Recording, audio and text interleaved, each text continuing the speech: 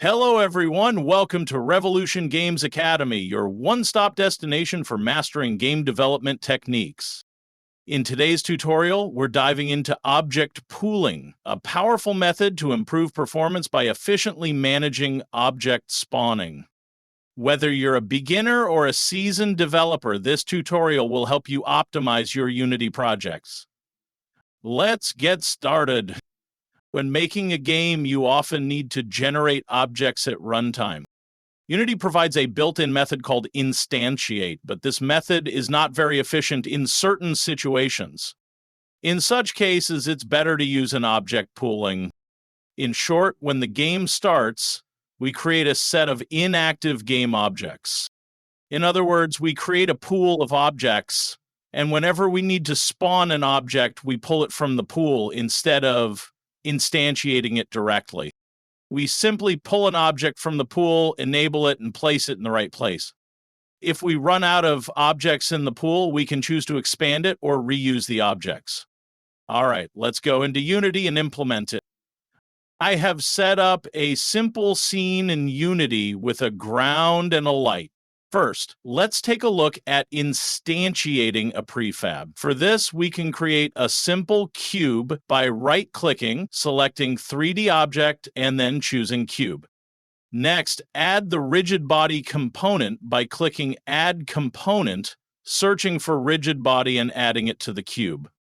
Now, we need to create a simple script for the cube to add velocity when it's instantiated. To do this, click Add Component, give the script a class name in the input field, and then click Create and Add, and double-click on the script to open it in Visual Studio. Now we can start writing the script. This script begins by defining two public variables, up force and side force, which control the range of movement for the cube. These values determine how much force is applied upwards and sideways.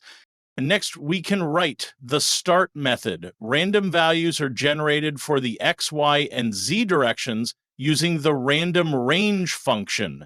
The X and Z forces are based on the side force range, while the Y force is a random value between half and full up force, ensuring upward movement. These values are combined into a vector 3 called force. Finally, the script sets the cube's velocity using the rigid body component, making it move in a random direction based on the calculated force.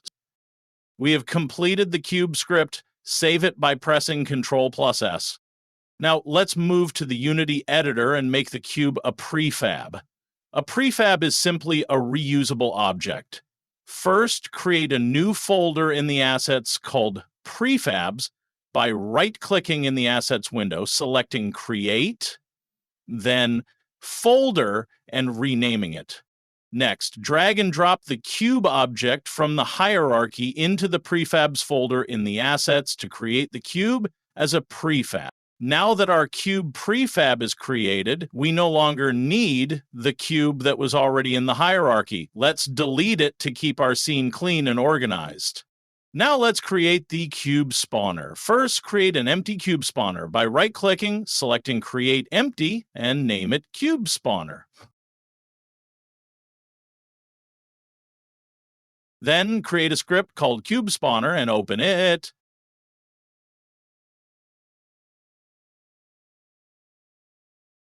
Let's set up a simple spawner. This script will create instances of the cube at the spawner's position every frame. We'll define a game object reference for the cube prefab and use the instantiate function in the fixed update method to spawn cubes with the same rotation as the spawner.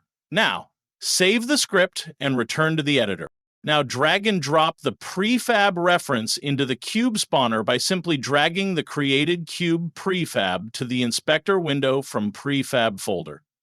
Now run the game. You will see many cubes being instantiated, and this will continue until Unity crashes, causing a performance issue. This is a good example of why we can implement object pooling to make it more efficient. But before we write our script, there are a few things we need to understand.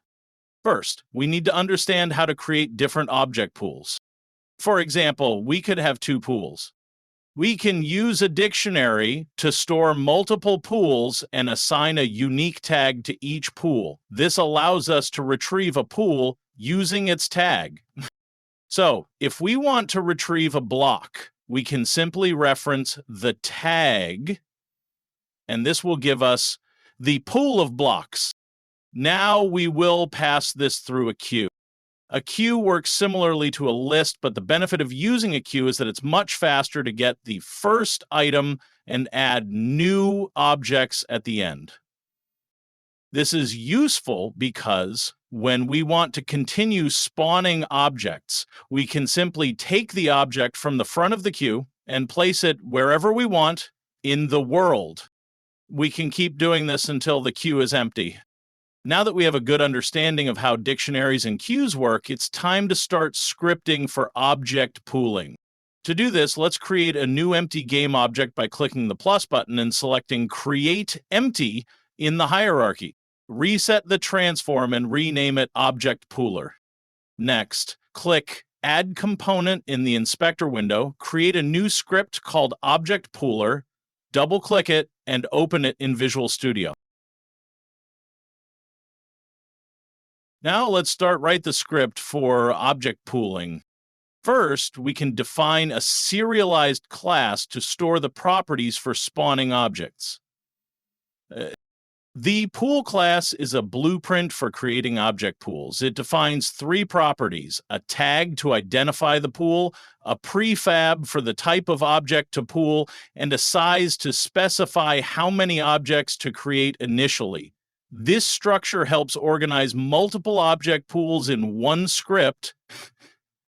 Next, we define a static instance of the object pooler class, which ensures that we only have one instance of this script accessible throughout the game. Next, we declare a list of pool objects, which will hold the information about each pool, such as the prefab and the pool size. We also create a dictionary called Pool Dictionary, which stores a queue for each object pool, allowing us to retrieve and manage pools by their unique tags efficiently. Next awake method, we assign the current instance of the object pooler script to the static instance variable. This ensures that we have a single, globally accessible instance of the object pooler class throughout the game.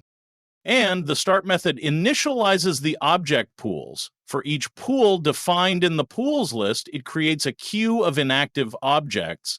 It iterates through the specified size, instantiating the prefab, deactivating it, and adding it to the queue. Finally, it stores the queue in the pool dictionary using the pools tag as the key. Now, let's write the function for object spawning. We can name this function spawn from pool. Inside this function, we first check if the pool dictionary contains the requested tag. If it doesn't, we log a warning. If the pool exists, we dequeue an object from the pool, activate it, and set its position and rotation according to the input parameters. Now, we need to modify the cube script a little bit. We need to change the method name from start to something else, like onObjectSpawn. This is because the start method is called only once when the game starts, but we want the cube movement to happen each time it spawns. Save the script, and now let's move on to the object pooler script. Next, we call the onObjectSpawned method on the spawned object to handle cube movement when the object is reused. Finally, we enqueue the object back into the pool to make it available for future use. The method then returns the spawned object.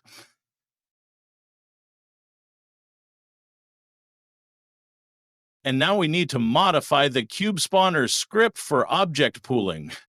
We can remove the prefab reference and the line inside the fixed update method.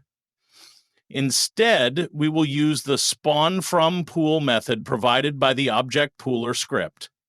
Here, we pass the tag name, the position where the object should appear, and its rotation. For example, to spawn a cube at the current object's position, we use the tag cube along with the transform's position and a default rotation. Now save the script and move to the Unity editor to assign the values for the pool list. I will be setting the size of the list to 1, and the tag will be called cube.